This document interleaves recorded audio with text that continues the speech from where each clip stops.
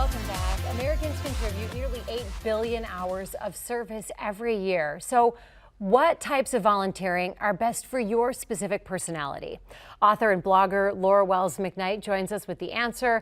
And Laura, you're breaking this down with 3 common personality types that we've talked about before. Right, exactly. In terms of volunteering. We have the activator, the connector, and the investor. Right.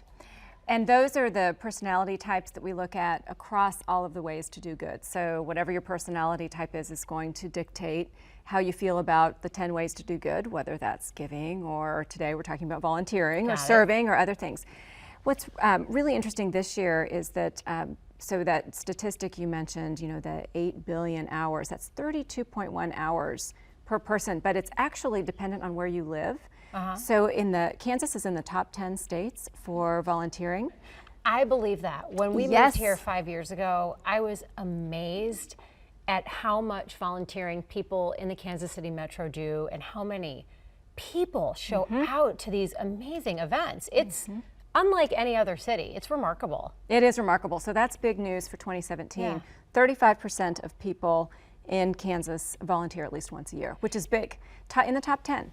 So how do you know if you're an activator? What does an activator well, do? That means you like to volunteer for a specific cause. So activators are very motivated by getting something done. An activator might also be motivated by the health benefits of volunteering, which are just coming out, and even more studies are showing that the healthiest places to live in America are actually also those states where people have the highest levels of volunteering. Because it's good for your Because it's good for your blood pressure. There's actually scientific studies. If you're an investor, you might be looking at the bottom line, and we've talked about how the bottom line is so important to investors, so people might be looking at that return on investment of their time, the good they're doing for the charities. What is a connector, and what kinds of volunteer activities would a connector You're going to want to hang out with your friends. You're going to want to go to volunteer activities with your friends.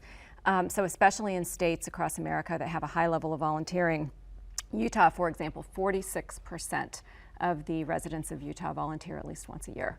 So they're going to want to do those things together. So a lot of those people are connectors. So volunteering, it's a lot of new statistics and new numbers out showing the health benefits. So it ties directly into that social impact personality type that people have. Investors, as you said, are the nitty gritty. They like to get down to the business, bottom line, tax breaks, tax benefits, and it all is good in the end, but that's right. And in the end, your satisfaction with the ways you do good is going to be directly correlated to if your activities are matching your personality type. Especially true in the workplace. We're seeing some new research that's suggesting that a phenomenon called a corporate cram down doesn't work in the workplace. So that just means your employer is forcing you to volunteer for activities that you don't really enjoy. So we're seeing so much more research showing that employers really need to pay attention to the social impact personality types of their employees. So a lot of that information is coming out. 2017 is really a big year for volunteering, a big year for these new stats that have come out. So you're so passionate about this, you've written a book about it.